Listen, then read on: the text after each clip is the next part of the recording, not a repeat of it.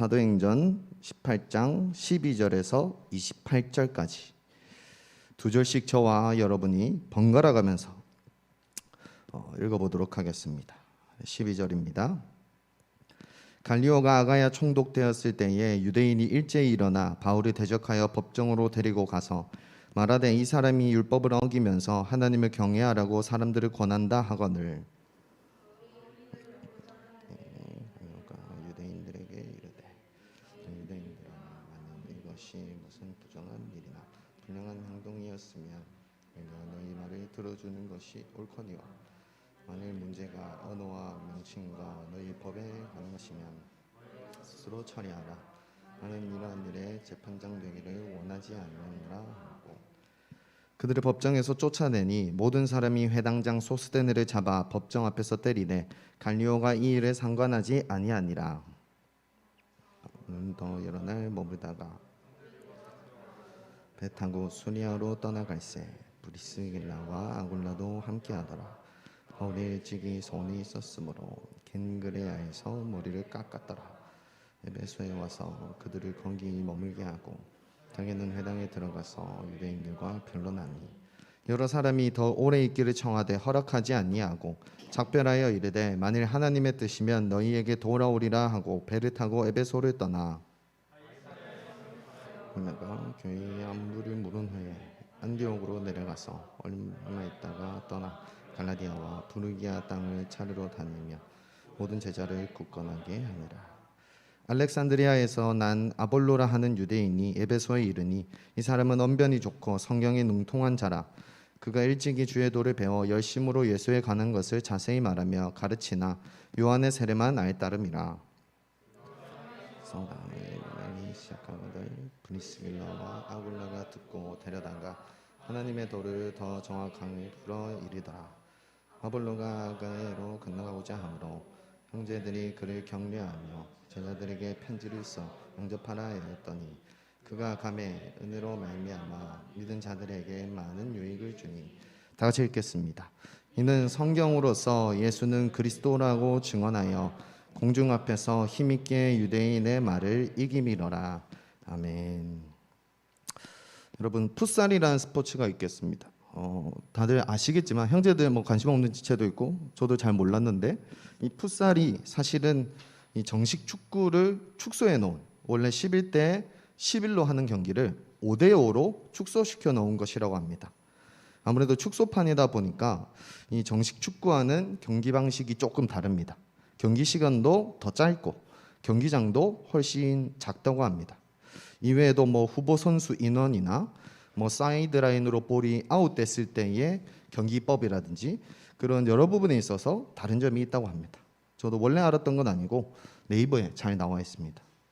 그런데 경기 목표는 이 정식 축구나 풋살이나 완전히 똑같습니다.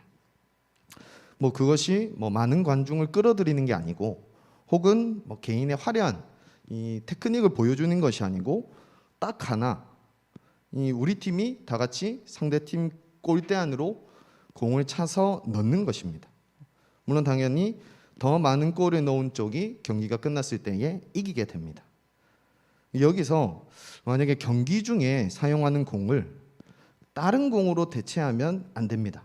만약에 저랑 의찬 형제가 친해가지고 제가 몰래 공을 하나 더 달라 해가지고 들고 와서 차서 넣는다 해도 이게 점수로 인정받기는커녕 제가 레드카드를 받고 퇴장을 당할 거예요.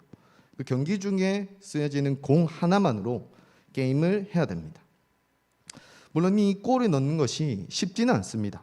기본적으로 상대팀이 수비로 방해를 할 것이고 또 우리 팀끼리 합이 잘 안 맞을 때도 있고 또 그날따라 유독 제 개인적인 컨디션이 안 좋을 때도 있을 수 있습니다.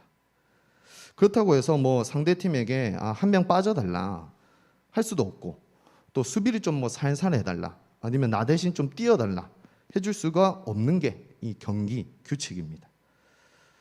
정해진 공을 상대 골 안에 넣는 것, 그 분명한 목표를 우리 팀끼리 이뤄내야 한다는 것, 이 두 가지는 정식 축구나 풋살이나 전혀 바뀌질 않습니다.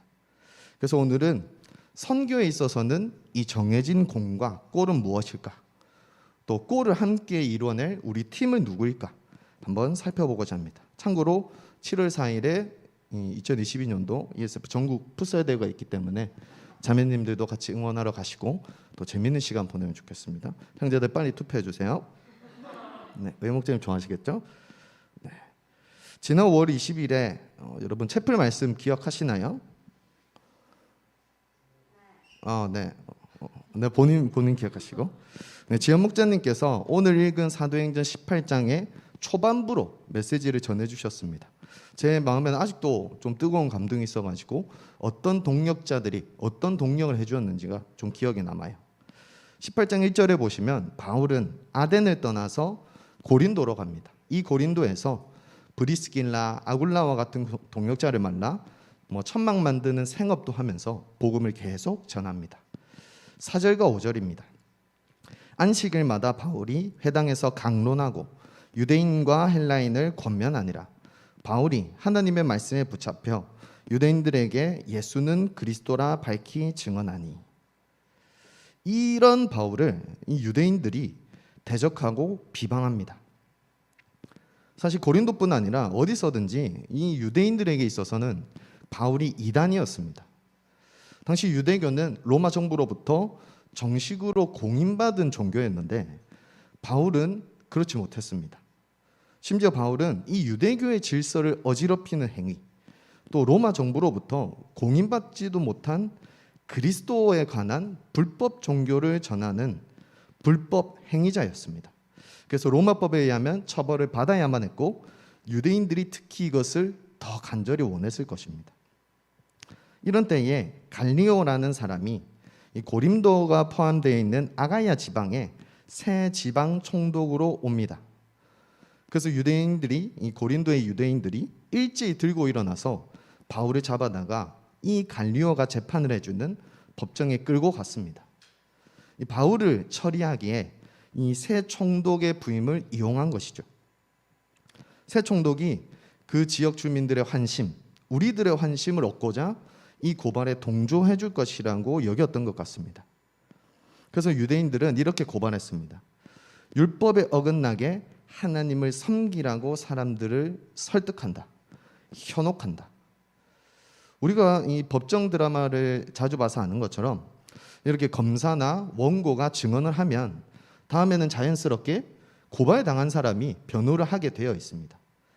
그래서 여기 오늘 본문에 바울도 항변하려고 입을 열려고 하는데 그 찰나에 원래 재판관이었던 갈리오가 먼저 선언을 해버립니다.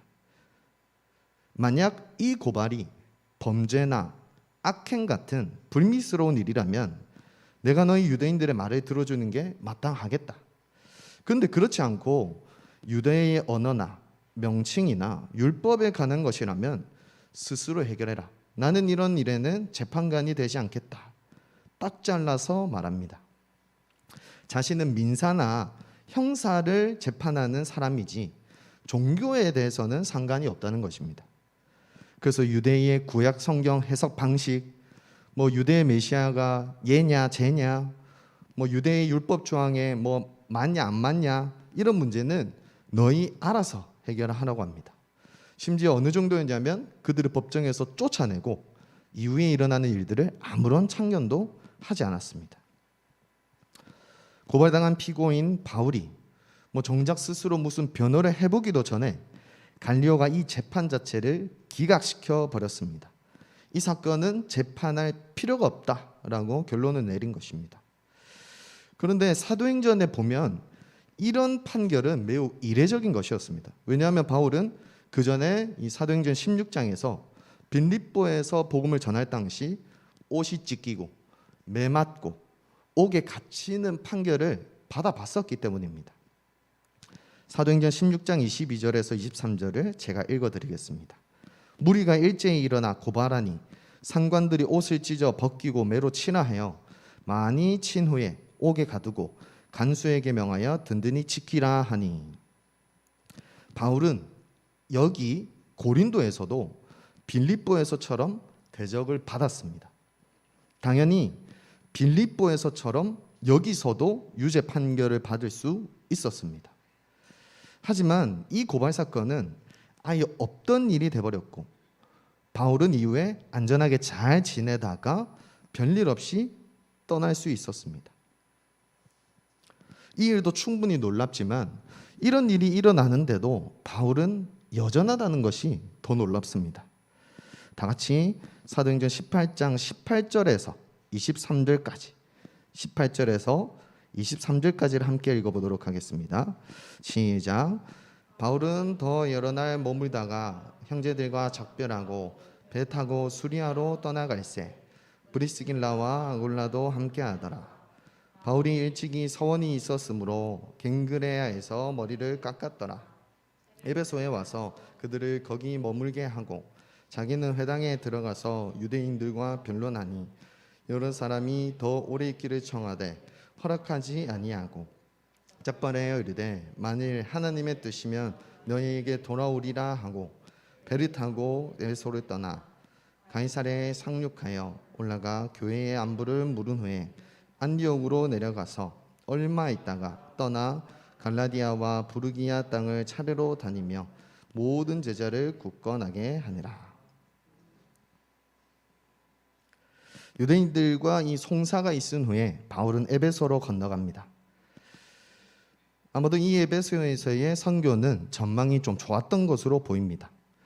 일단 본문 말씀처럼 여러 사람들이 바울의 가르침에 또 전도에 호의적이었습니다. 또 이 얘기를 듣던 여러 사람들이 바울에게 좀 더 오래 머물러 달라고 요청까지 할 정도였습니다. 또 옆에는 고린도에서부터 같이 왔던 브리스길라, 아굴라 같은 좋은 동역자들도 있었습니다. 그러나 바울은 하나님의 뜻이면 내가 다시 돌아오게 될 것입니다 하고 에베소를 떠납니다. 배를 타고 건너편에 있는 가이사랴에 내려서 예루살렘 교회를 방문한 다음에 자신을 선교하도록 보내줬던 선교 파송지 안디옥에 도착합니다. 이렇게 안디옥에 도착하면서 바울의 제2차 선교 여행이 끝이 납니다. 그런데 바울이 또 떠납니다. 안디옥에서 다시 출발해서 갈라디아와 부르기아 지방을 차례로 두루 다니면서 모든 제자들, 즉 각 지역 교회 성도들의 믿음을 굳건하게 해줍니다. 바울의 제3차 선교 여행이 바로 다시 시작된 것입니다. 우리가 같이 읽었던 본문을 보시면 21절, 23절에 반복되는 떠나라는 말이 있습니다. 고린도에서 떠나 에베소로, 에베소에서 떠나 안디옥으로, 다시 안디옥을 떠나 부르기아와 갈라디아로. 이 정도면 바울이 왜 이렇게까지 하나 싶습니다. 고린도에서는 좋은 동역자들을 만났고 안전하게 지낼 수 있었습니다.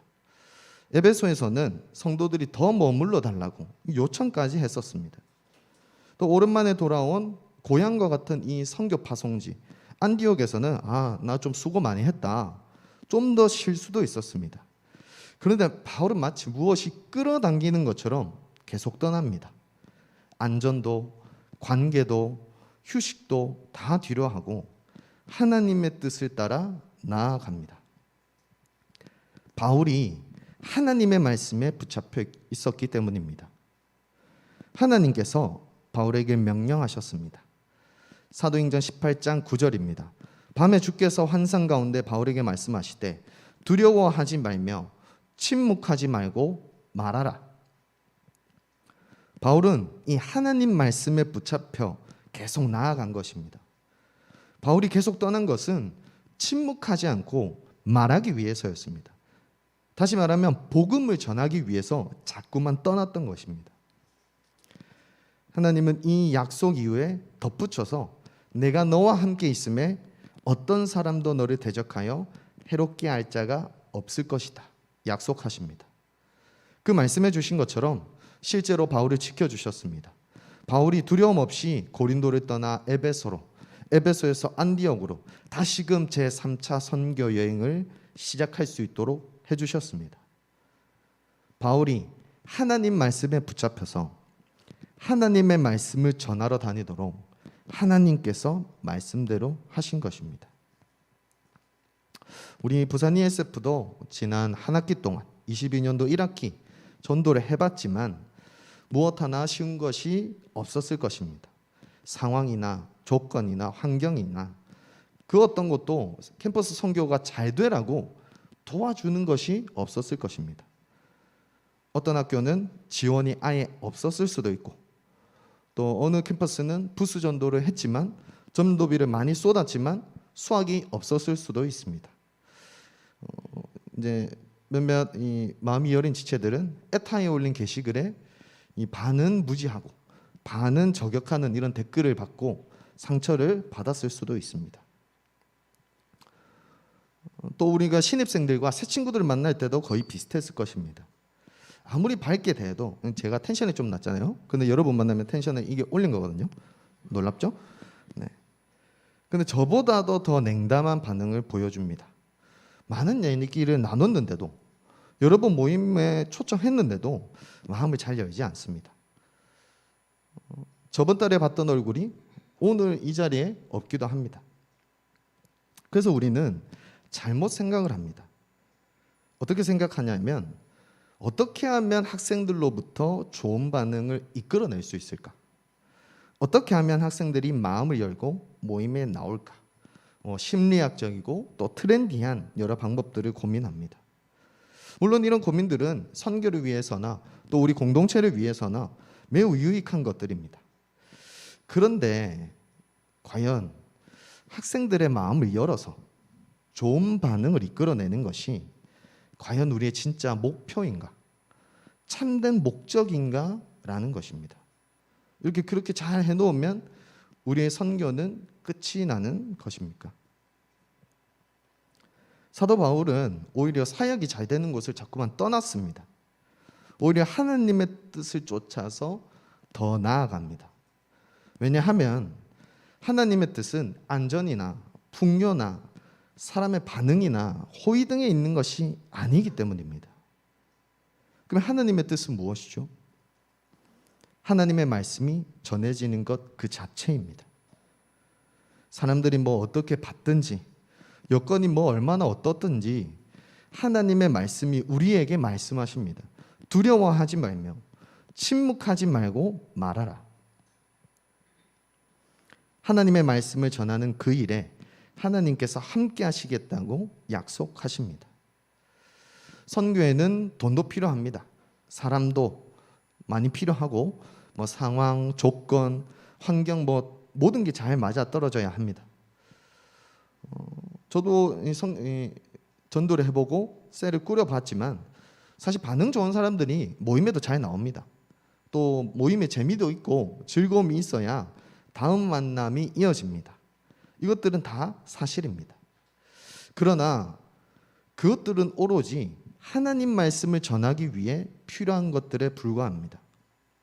사람들을 끌어모아야 하겠지만, 우리 모임에 오게 만들어야 하겠지만, 하나님도 이것을 원하시지만, 그러나 이런 시도들은 하나님 말씀을 위해 이루어져야 한다는 것입니다. 하나님의 말씀으로 이어져야 한다는 것입니다. 우리가 모인 이 자리에, 어떤 자리에든지 하나님의 말씀이 반드시 있어야 한다는 것입니다. 누구는 말합니다. 선교를 위해 필요한 것이 너무 많다. 또 다른 사람은 이렇게 말합니다. 우리에게는 없는 것이 너무 많다. 자꾸만 많다. 없는 것들을 어떻게 갖출까 걱정하지만 오히려 우리는 우리에게 하나님의 말씀이 있는지부터 먼저 고민해야 됩니다. 여러분, 우리는 진짜 하나님 말씀에 붙잡혀서 하나님의 뜻을 쫓아 여기에 모여 있는 것이 확실합니까? 부디 우리가 사도 바울처럼 진짜 하나님의 말씀을 캠퍼스에 전하기를 소원합니다. 그러기 위해선 우리가 하나님 말씀에 먼저 붙잡혀 있어야 합니다. 말씀에 감동이 없는 것, 그것이 가장 위험합니다. 또 하나님의 말씀을 잘 믿어야 합니다. 하나님께서 분명히 함께 하시겠다 한 것을 우리는 믿고 기다려야 합니다. 거기에 더해서 여러 좋은 아이디어들을 하나님 말씀대로 잘 사용해야 합니다. 우리가 쫓는 하나님의 뜻은 하나님의 말씀이 바르게 전해지는 것에 있습니다. 우리 부산 ESF가 없는 것 때문에 낙담하지 않고 또 사람들 반응 때문에 주눅들지 않고 두려움 없이 입을 열어서 하나님의 말씀을 계속 전하기를 바랍니다. 네, 다들 혹시 조금 덥나요? 잠이 좀 오나요? 그런가요? 저만 덥군요. 네. 그럼 다 같이 잠들 겸 사도행전 18장 24절에서 28절까지를 한번 읽어보도록 하겠습니다. 오늘 본문 24절에서 28절입니다. 시작. 알렉산드리아에서 난 아볼로라 하는 유대인이 에베소에 이르니 이 사람은 언변이 좋고 성경에 능통한 자라. 그가 일찍이 주의 도를 배워 열심으로 예수에 관한 것을 자세히 말하며 가르치나 요한의 세례만 알 따름이라. 그가 회당에서 담대히 말하기 시작하거늘 브리스길라와 아굴라가 듣고 데려다가 하나님의 도를 더 정확하게 풀어 이르더라.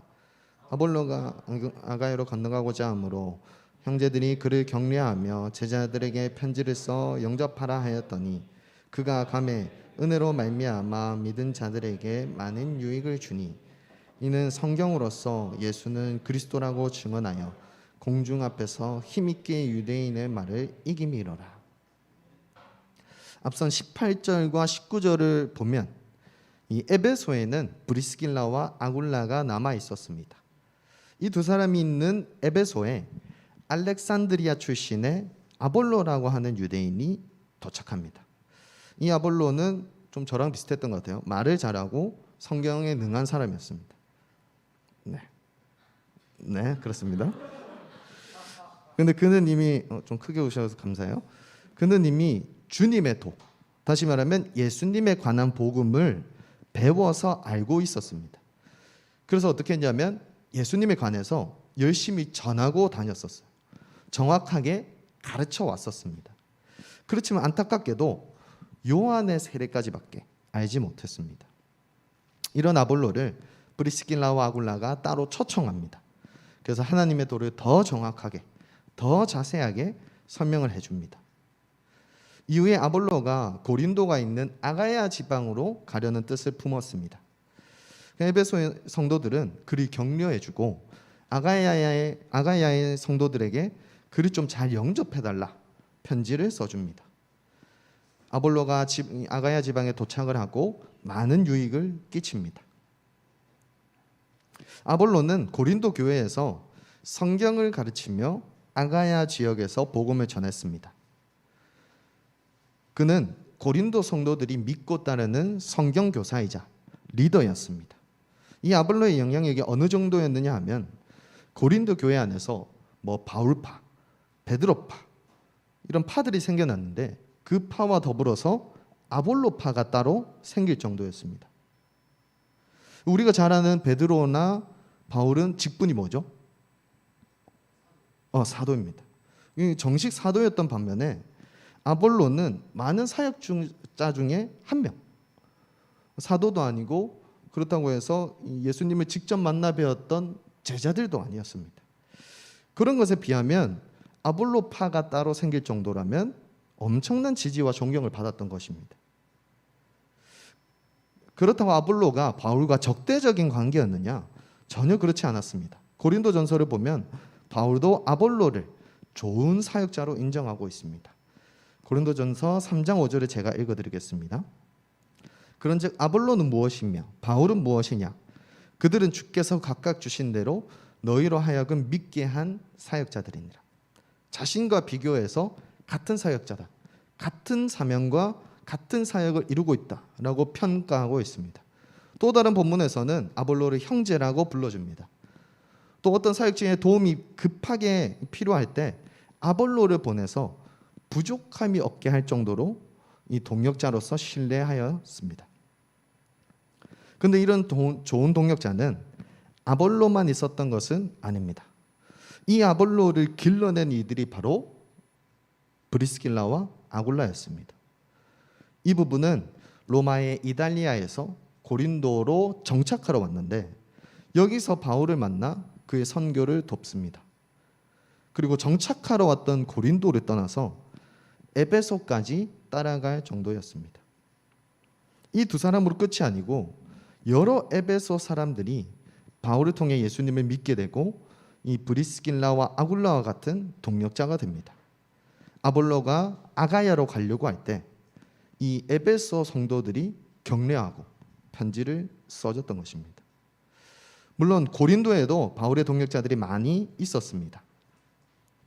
사도행전 18장 7절에서 8절을 보면 디도 유스도, 그리스보, 수많은 고린도 사람들이 등장합니다. 이 고린도의 유대인들이 바울을 대적하고 비방할 때 이 디도 유스도와 그리스도보가 바울을 통해서 예수님을 믿게 됩니다. 그리고 그의 선교를 돕게 됩니다. 디도 유스도는 아마도 로마 시민이었던 것 같습니다. 로마식 이름을 가지고 있기 때문에. 그래서 로마로부터 보호를 받는 아주 안전하고 부족함 없는 사람이었죠. 그런데 유대인인 바울을 자기 집에 영접을 합니다. 그리스도보는 회당장이었습니다. 이 회당은 결국 유대인들이 모이는 곳이기 때문에 유대인이었던 것이죠. 유대인들이 바울을 반대하는데 유대인으로서 바울 편에 선다는 것은 이 유대 사회에서 퇴출될 것이 뻔했었습니다. 그런데 이 두 사람은 끝이 아니고 수많은 고린도 사람들이 이 바울을 도왔습니다. 어느 정도였냐면 이 아볼로가 건너왔을 때에 그들을 환대하고 영접하며 존경하고 따랐습니다. 때때로 리더가 자리를 비운 공동체는 가끔씩 무너지는 경우가 있습니다. 여기 에베소와 고린도도 바울이 없으니까 공동체가 크게 흔들릴 수도 있었습니다. 그런데 오늘 본문에 의하면 그렇지 않았습니다. 왜냐하면 바울이 떠난 곳에는 바울의 동역자들이 있었기 때문입니다. 하나님의 말씀을 가르치고 예수 그리스도의 도를 전하는 이들이 남아 있었습니다. 물론 지금만큼 성경이 보편화되지도 않았고 신학의 기반도 없었기 때문에 여러 사소한 또 큰 문제들이 발생하기도 했습니다. 고린도에서는 아까 말한 그 파들이 갈려서 서로 반목을 했고, 또 에베소는 너무 뿌리 깊은 이 우상 숭배 문제 때문에 항상 이 그리스도인들과의 마찰이 생겼습니다. 근데 제 말은 바울이 떠나도 괜찮았다, 바울이 떠나서 괜찮았다, 바울이 떠나니까 잘 됐다는 것이 아니고 동역자가 없으면 그게 문제다라는 것입니다. 바울은 원래 복음 전파를 위해서 여러 지역으로 선교를 다니던 사람이었습니다. 어느 한 곳에 무한정 머무를 수 없었습니다. 지금만큼 KTX, 비행기, 배 이런 것이 쉽게 빠르게 오다닐 수 있을 만큼 발달하지 못했기 때문에 이동하는 데만 해도 몇 날 며칠이 걸렸습니다. 이 바울이 부재하는 것, 고린도와 에베소를 떠나서 그 자리가 비게 되는 이 사태는 당연히 발생할 수밖에 없었다는 것입니다. 그런데 하나님은 앞서 약속하셨던 말씀대로 역사해 주십니다. 그 약속은 무엇이냐 하면 이는 이 성중에 내 백성이 많음이라. 사도행전 18장 10절의 후반부입니다. 이 성에 내 백성이 많다. 너는 침묵하지 말고 두려워하지 말고 말하라. 내가 너와 함께 있음에 누구도 너를 막지 못할 것이다. 왜냐하면 이 성에는 내 백성이 많기 때문이다. 여기서 백성이 많다라는 것은 물론 당연히 복음을 전해야 할 대상이 많다라는 뜻이 있습니다. 그런데 더불어서 이 말씀은 복음 전파를 도울 동역자도 이 성에 많다는 것입니다. 하나님의 백성은 전도 대상자만이 아니고 선교 동역자를 의미합니다. 복음을 받기만 하는 사람이 아니라 복음을 함께 전해주는 사람입니다. 오늘 본문인 사도행전 18장에 그 이름이 등장하는, 지금 이름이 적혀있는 바울의 동역자들만 해도 벌써 5-6명이 넘습니다. 브리스길라, 아굴라, 아볼로, 디도 유스도, 그리스보, 실라와 디모데까지. 그들은 바울이 있고 없고에 상관없이 바울의 사역을 이어갔습니다. 하나님의 백성들을 만나서 가르치고 세웠습니다. 그리고 그 동역자들을 다시 바울에게로, 바울의 선교지로 보냈습니다. 우리는 앞서서 우리에게 하나님의 말씀이 먼저 있어야 한다고 살펴봤습니다. 하나님 말씀에 붙잡히는 것, 하나님 말씀을 믿는 것, 이 말씀을 전하는 것이 우리 선교의 본질이라는 것, 하나님의 뜻이라는 것을 살펴보았습니다. 그러나 그것으로 끝이 아닙니다. 선교는 복음을 입으로 말하는 것이나 모임에서 하나님 말씀을 나누는 것, 그 정도에 갇혀 있지 않습니다. 우리는 하나님의 은혜로 믿게 된 구원받은 하나님의 백성으로서 살아가야 합니다. 이 말이 뭐냐면 전도 대상자를 뛰어넘어서 선교 동역자가 되어야 한다는 것입니다. 바로 바울과 아볼로가 함께 하나님의 일을 이룬 것처럼 말입니다. 고린도전서 3장 5절에서 6절에는 바울이 이렇게 고백하고 있습니다. 나는 심었고 아볼로는 물을 주었으되 오직 하나님께서 자라나게 하셨나니 그런즉 심는 이나 물 주는 이는 아무것도 아니로되 오직 자라게 하시는 이는 하나님뿐이니라.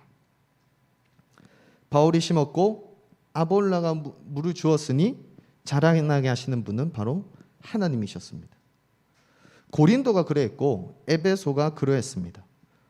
바울이 복음의 씨앗을 뿌렸고 바울의 동역자들이 길러서 가꾸었던 것입니다. 하나님께서 최종적으로 열매 맺게 해주셨습니다. 어떤 셀에는 신입생이나 새 친구가 없을 수 있습니다. 그런데 전혀 아닙니다. 어떤 셀에는 동역자나 셀 리더가 없을 수 있습니다. 이 또한 결코 아닙니다. 이 성중에 내 백성이 많습니다. 우리 양들은 우리의 캠퍼스에 너무나 많이 있습니다. 우리가 아직 만나지 못한 학생들, 우리가 복음을 전해야 될 이들이 너무나 많이 남아 있습니다. 그렇다면 우리의 동역자는 어디에 있습니까? 누가 우리의 동역자입니까? 여기 이 자리에도 하나님의 백성이 많이 있습니다. 바로 저와 여러분입니다. 앞뒤 좌우에 앉은 지체들이 서로의 동역자입니다. 전도 대상자가 없는 것이 아니고 선교 동역자가 없는 게 아니고 사실 우리가 그런 동역자가 아닌 것뿐입니다. 진짜 문제는 사람이 없는 게 아닙니다. 우리가 하나님 말씀을 위해 선교 동역자로 살지 못하는 것입니다. 편안한 자리를 떠나는 것, 냉랭한 반응과 조롱을 감수하는 것, 열심히 가르치고 세우는 일에 동참하는 것. 우리가 동역자로서 같은 마음으로 함께하지 않는 것이 진짜 문제인 것입니다. 그렇다고 제가 여러분이 이 ESF에서 활동을 제대로 안 하고 있다, 섬기는 게 1도 없다, 아무런 소용없다 하는 것이 아니고 우리가 과연 어떤 이의 마음으로 함께하고 있느냐는 것입니다. 우리 다 같이 고린도전서 3장 9절을 찾아서 읽어보도록 하겠습니다. 고린도전서 3장 9절입니다. 시작. 우리는 하나님의 동역자들이요 너희는 하나님의 밭이요 하나님의 집이니라. 우리 각자가 하나님의 동역자들입니다. 하나님의 밭이 우리고 하나님의 집이 우리입니다. 우리가 진짜 진실로 하나님의 말씀으로 인해 함께 모이고 있다면 우리가 이미 하나님이 기르시는 밭이라는 것입니다. 여러분 옆에 있는 지체가 바로 함께 밭을 갖고 나가는, 함께 하나님의 집으로 지어져가는 동역자라는 것입니다. 우리는 하나님의 말씀을 전해야 될 대상이 너무나 많이 남아있는 이 캠퍼스에서 바로 우리 옆에 있는 동역자들과 함께 선교해야 합니다. 즉 우리가 선교 동역자가 되어야 한다는 것입니다. 힘이 되고 도움이 되고 유익을 끼치고 신뢰가 가고 위로를 주는 동역자로서 이 선교에 동참해야 합니다. 그저 받기만 하고 누리고만 싶고 아무런 책임 없이 어려움이나 불편함을 피하면서 그저 나 자신만을 챙기려고 하는 자신을 거슬러야 합니다. 또는 스스로 잘하고 있다고, 이 정도면 충분하다고, 나는 여기까지만 하겠다고 스스로 그어놓은 선을 끊어버려야 합니다. 하나님의 말씀이 우리를 진짜 이끌어 간다면, 우리가 하나님의 뜻을 진심으로 쫓고 있다면 이것은 선택사항이 아니고 필수적인 자연스러운 결과가 될 것입니다. 네, 메시지를 마무리하겠습니다. 어느새 벌써 이 한 학기의 끝이 보이기 시작합니다. 이 엄청 길게 느껴졌을 나의 경건일지도 벌써 4주가 끝이 났습니다. 다들 이번 주가 아마도 보강 기간이었을 것 같은데 이제 곧 기말고사고 곧 종강이고 동시에 방학이 시작될 것입니다. 그러나 학기가 끝난다고 해서 우리의 선교는 끝나지 않습니다. 올해 부산 ESF에 연결된 신입생이나 새 친구가 이미 있다고 해서 우리 동력이 끝나는 게 아닙니다. 우리는 계속해서 복음을 전해야 합니다. 수양회가 끝나고 방학이 끝나도 새 학기가 시작되고 각자의 새로운 진로를 시작하게 되더라도 전도와 선교는 반드시 이어져야 합니다. 복음을 전해야 할 이들이 여전히 캠퍼스에 우리 주위에 너무 많기 때문입니다. 우리가 많은 시도들을 해왔습니다. 에타 전도나 동아리 부스 전도나 딱히 이 결과가 우리가 원하는 만큼 이루어지지 못했을 수도 있습니다. 그렇다고 이 시도들을 멈출 필요는 없습니다. 함께 나아갈 동력자들이 여전히 우리 곁에 있기 때문입니다. 새로운 동력자들을 세워나가는 것, 우리가 그들의 동력자가 되어주는 것은 멈춰선 안 되는 일입니다. 그러나 무엇보다도 이 모든 것이 하나님 말씀에 의해서 이루어져야 합니다. 만약에 우리의 수고와 헌신이 하나님 말씀 때문이 아니면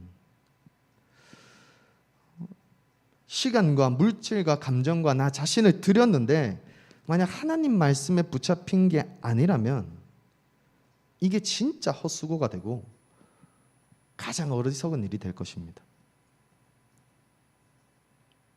놀랍게도 오늘 살펴본 두 인물 사도행전 18장 속 바울과 아볼로는 한 문장을 똑같이 고백하고 증언하고 있습니다. 18장 5절과 28절 예수는 그리스도이시다. 이것이 우리가 함께 가지고 있는 믿음입니다. 우리가 받은 같은 은혜입니다. 우리를 붙잡고 이끄는 것 그것이 바로 말씀입니다. 예수는 그리스도시다. 마지막으로 사도행전 18장 9절에서 10절까지를 다 함께 읽고 마치도록 하겠습니다. 사도행전 18장 9절에서 10절까지입니다. 시작. 밤에 주께서 환상 가운데 바울에게 말씀하시되 두려워하지 말며 침묵하지 말고 말하라. 내가 너와 함께 있음에 어떤 사람도 너를 대적하여 해롭게 할 자가 없을 것이니 이는 이 성중에 내 백성이 많음이라 하시더라. 아멘. 하나님의 말씀에서 시작된 이 하나님의 선교에 우리 ESF 부산지구 지체들 모두가 하나님의 동역자로서 함께하게 되길 소원합니다. 또 서로의 든든한 동역자가 되어주는 우리 스스로가 되기를 더 축복하고 간절히 소원합니다. 우리 마지막으로 은혜 아니면 살 수 없네 찬양하고 제가 기도로 메시지 마치도록 하겠습니다.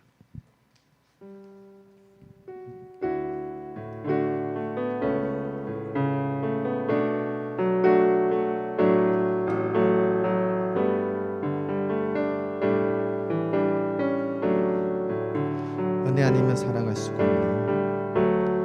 은혜 아니면 살아갈 수가 없네.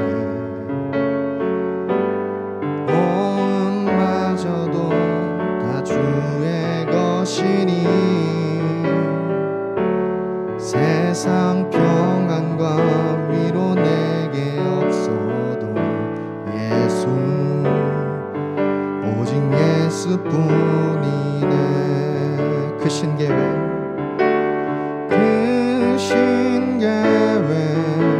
다 볼 수도 없고 작은 고난에 지쳐도 주께 묶인 나의 모든 삶 버티고 견디게 하시네.